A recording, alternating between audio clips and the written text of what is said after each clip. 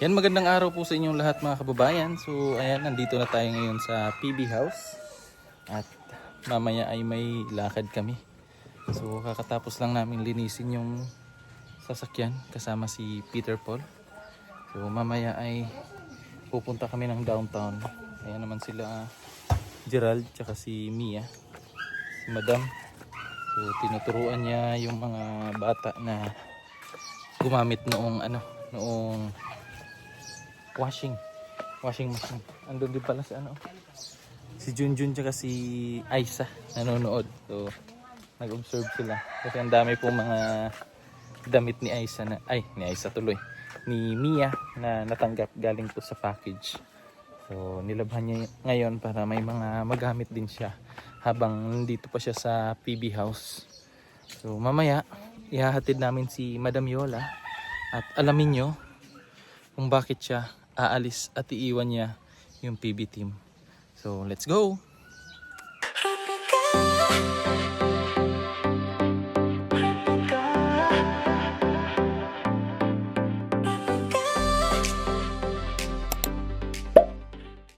Yan na si Madam. Naka-ready na sa kanyang mga gamit. Yan na bag mo, Dam. Bag mo.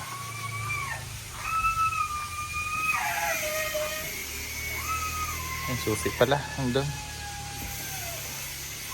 Meanwhile, so yan mga kababayan, at andito kami sa SM ngayon. So si Peter Paul, hinatid niya si Madam doon po sa may Gaisano kasi doon siya sasakay ng van papuntang Mati. So kaming Sir Paul nandito. Aantayin namin si Peter Paul. Kumain kami ng anong tawag nito na? Vietnamese food.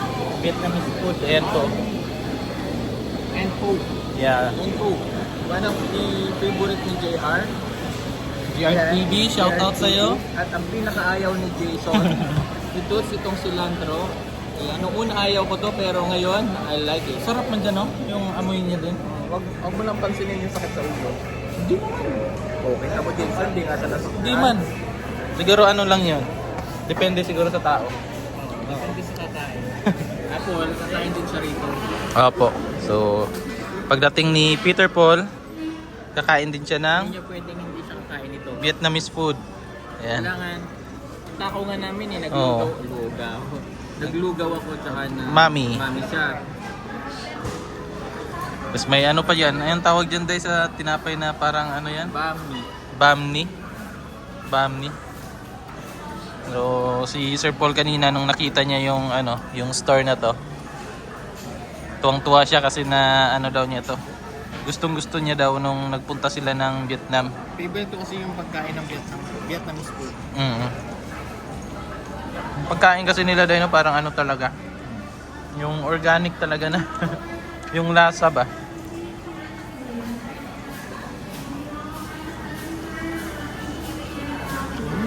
Sarap.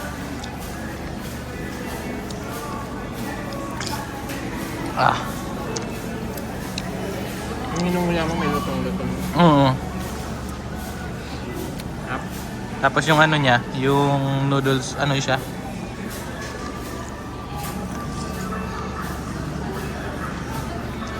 Dito na siguro to ginawa. Sarap po. Hindi yung matapang yung lasa. Sakto lang yung lasa niya. So, try nyo po sa mga taga Davao.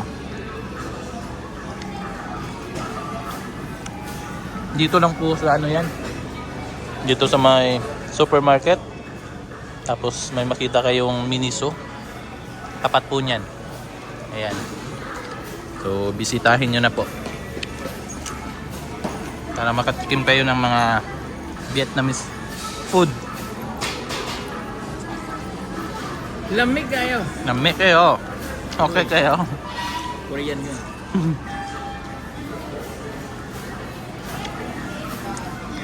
May alam ka na salitang Vietnamese dahil. Nagumutan ko.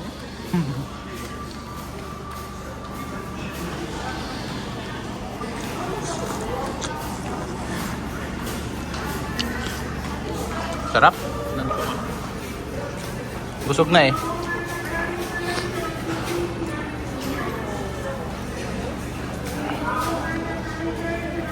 Mm.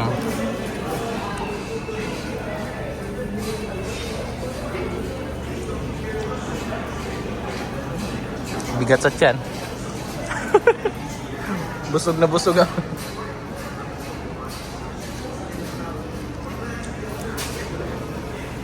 Meron kaya to nito sa atin, Day? Ganitong halaman.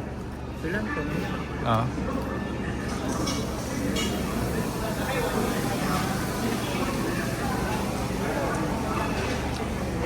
Ulo no? Di man.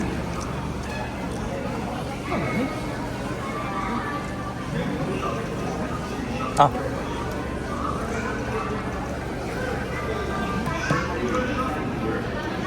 Higop tayo. Sabaw. Sarap.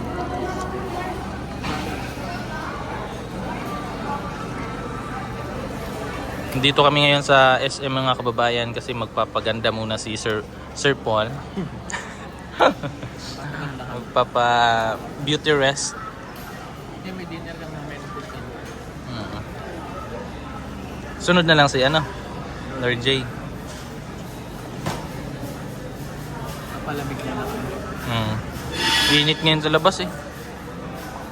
So parang uulan na naman mamaya kasi yung yung ulap. Gabi hindi ko na nakaredy na ako maligo. Maliligo ka sana. Mamaya, ulan yan mamaya. Kasi ang kapal na ng ulap kanina, Day. Compare natin nung kahapon, mas wala masyado. Ngayon uulan yan mamaya.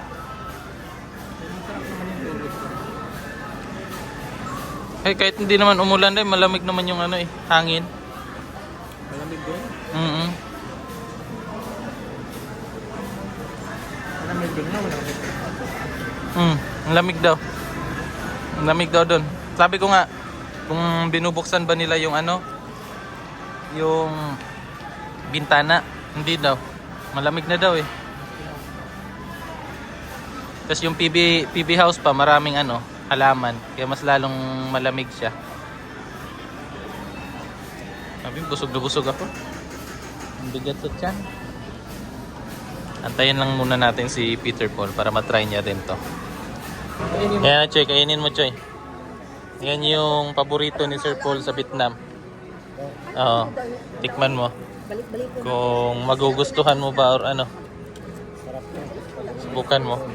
Subukan mo at nang natin, malaman natin yung yung iyong reaction.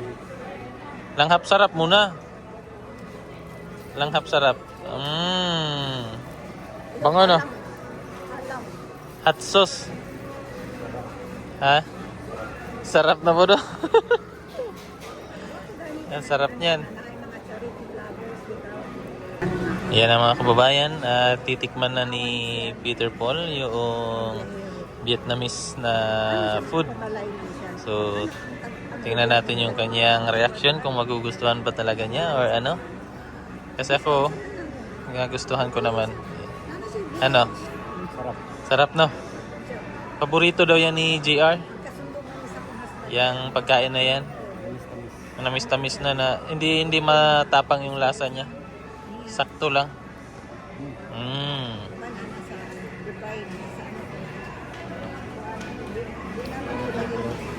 Hot sauce yan. Konting sipa lang. Yan. Nilagyan niyo po ng hot sauce para may konting sipa sa lasa. May kagat. Paano yung kagat?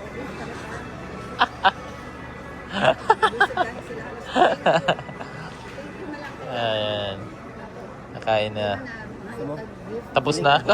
Bastos ka. Tapos na ako. Bigat sa tiyan yan, Choy. Sarap. Mabigat sa Sarap dili. Sarap na. Sabi ko sa iyo eh. Lami pa na sa kamuti. Lami ang kamuti. Ay, kalami. Lami ang kamuti na. Yan po si Ma'am po ay subscriber din po ng PB Team. Ayan po. Nakita po kami dito sa SM. Pinasal na niya. Nag-bless na tiyahin. Aniwala. Akala mo talaga auntie ni Sir Paul? Ganda ni nanay. Ganda nito. Ganda nyo. Ay, thank you. Asan banda? Banda? Lahat po. Ay, salamat. Kayo lang sa amin. Mistisa si... Hindi, Miss Lisa. Sunblock yan. Ay.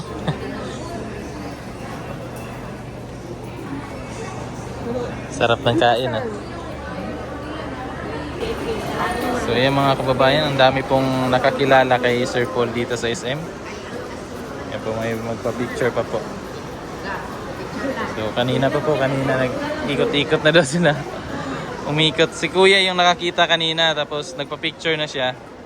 So ngayon, tinawag niya yung lola niya. Ay, ang cellphone! Tinawag niya yung lola niya, tapos nag-ikot sila dito sa dito sa SM. Hinanap nila kami. Yan. So, inaantay namin yung oras para ma-meet ni Sir Paul yung kanyang pinsan na taga Burol. So, may alam sila mamaya. Hello po. May dinner sila mamaya. Kasama si Lord G. So, inaantay lang namin si Lord G. Para may kasama si Sir Paul dito bago kami umuwi ng PB House. Para sila ng dalawa ni Lord G yung magkasama mamaya.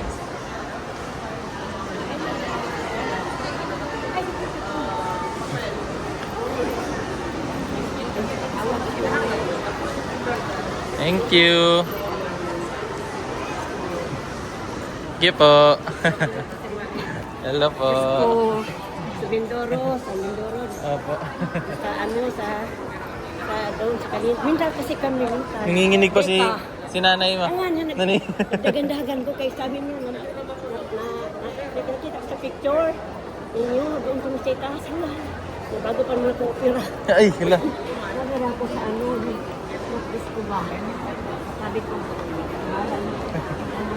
So, nag-snack kami dyan. Paglabas namin. Sige po.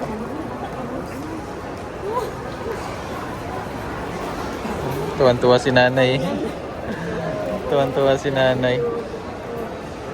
Ingat po. Opo, thank you po. Mama mo. Nakapunta natin sa Mindoro. Teka kami, di kami lang. Kasi kami, wala ko bilis. Ako na lang. Kasi mama nila. Ako, nandyan. Wala. Agalikot ako. Dikos. Ano yung iker dito? Iker. Baby Panday. Bangkal.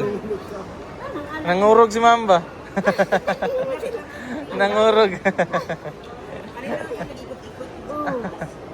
Third floor, second floor naman. Although namin doon sa may dito sa nilabas ang daw niyo kanina. Sige po, ingat po. Ingat.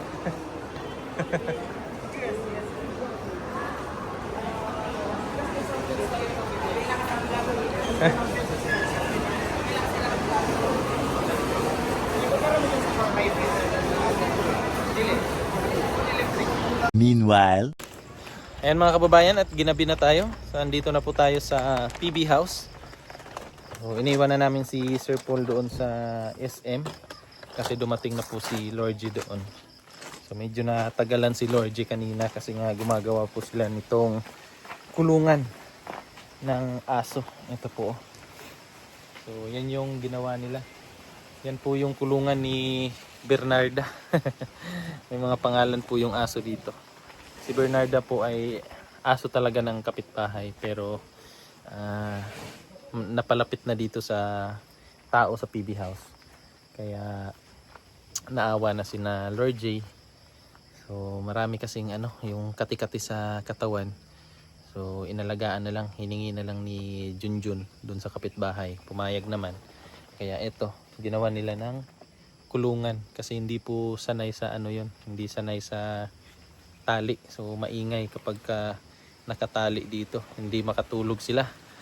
Kaya ayan, nakagawa na sila ng kulungan. Kaya medyo natagalan si Lord G sa pagsunod doon sa SM kanina. So may usapan kasi sila nung pinsan nila Sir Paul na galing Burol, pumunta ng Davao kasi may seminar. So nakipagkita sa kanila ngayon. So may dinner sila. And then hinatid namin si Madam kanina kasi pupunta si Madam ng Mati. Kasi yung kanyang tunay na mama ay nandun po sa Mati ngayon. So nagkita sila. Kaya nagpaalam si Madam kay Sir Paul na bibisita muna siya doon sa Mati para makita niya yung kanyang nanay. Kaya hinatid namin. So sumabay na lang si Sir Paul at siyempre hindi natin pwedeng iwan si Sir Paul mag-isa doon sa SM kasi baka mabagot, maboard. So wala siyang kausap. So sinamahan namin ni Peter Paul hanggang sa makasunod si Lord G. So ngayon naman, uuwi na ako kasi gabi na at magpapahinga pa tayo. At bukas, hindi ko pa sure kung ano yung mga ganap bukas. And then si Peter Paul uuwi pa yan doon sa sa kanila sa bundok. So, kailangan na naming magsiuwian kasi medyo nagbabadya na naman yung ulan. Baka maabutan tayo ng ulan mga kababayan. Kaya bilisan na natin. So dito ko na lang tatapusin itong ating video mga kababayan. Maraming salamat po sa inyong pagsubaybay at sa inyong walang sawang suporta sa buong PB team sa pangunguna ni Sir Paul. Patuloy nyo lang pong suportaan yung bawat isa sa amin mga kababayan. So balang araw mabubuo ulit yung PB team. Pupunta ulit sila Mastering Ring, sina ngayon lang kayo? Nandiyan na si Gerald Nakuha mo Gerald? Galing sila ng Galing kayo ng Tapak? Oo, nagkuha siya ng Good Moral. Nakuha nyo? Tara po muna ulit po. Kami ngayon lang kami nauwi kasi si Sir Paul hindi namin iniwan doon sa SM nang walang kasama. May dinner sila kasama yung kanyang pinsan doon sa SM. So sumunod si Lord J. Ngayon lang kami nakauwi. Si Inigo. Si Junjun TV. Ha? Sama ka? Tara. Uli na ka? Oh, ang ganda ng motor ni Ang ganda ng motor ni Milvin. Tingnan mo sa kabila. Bakit? Uy, Tingnan sa kabila. Sa kabila. bakit? Anong meron dito? May magandang palabas. Ay, taylok Oo, naka-taylok. Tali Bagong guma. branching yan. Ito pala yung Natipak? ngayon lang. Dili, katong uli na upang yan ba? Kaya na ako'y karga daghan. Tiba yung ni Milvin mga kababayan. Tingnan niyo po. hirapan man. So, nilagyan na lang namin ng DIY. Kahoy. Kahoy, grabe. Ang galing talaga ng Galing namin, Pinawilding mo lang sana may man dyan. Flat bar. Hindi yan mabilding. Hindi na matanggal pag nililding. Palitan mo na lang ng bago yan. Inordiran ko na. So yun po mga kababayan. Ang dami ko nang dinaldal. Di pala naka-play yung ko. Atin kanina. Ngayon. Ha? Iwan ko lang. Dami ko nang sinabi kanina. Hindi pala naka-play mga kababayan. So yun na nga. Ulitin na naman natin. So itong motor na to. Nabili ni Milvin to na sikanhan na bin Sikanhan. Pero okay pa naman. Maganda pa. Bakit hindi ka yung malaki na motor? Benta niya to? Ha? Ibibenta niya to? Ibibenta ko to. Ibibenta niya. Kasi daw to? Sayo pa sa buntag, no? Nanapot tayo. Nahanap tayo mapahalin.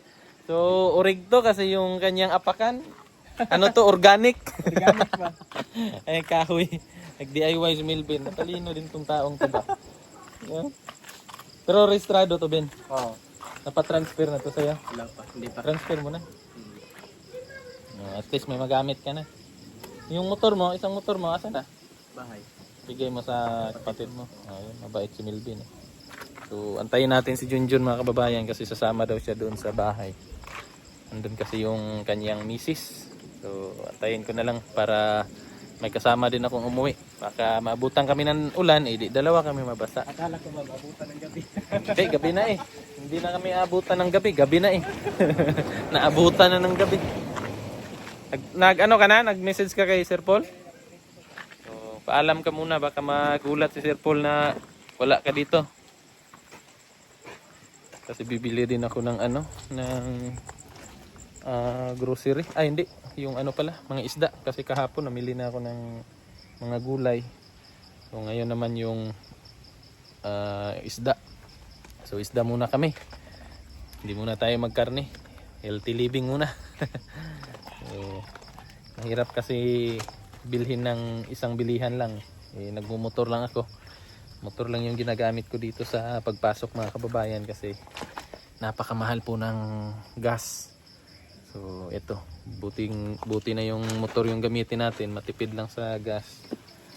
Antayin natin si Junjun at papaalam na rin ako mga kababayan kasi gabi na at uuwi na ako. So yun na lang, ingat palagi mga kababayan at God bless sa inyong lahat. Bye bye.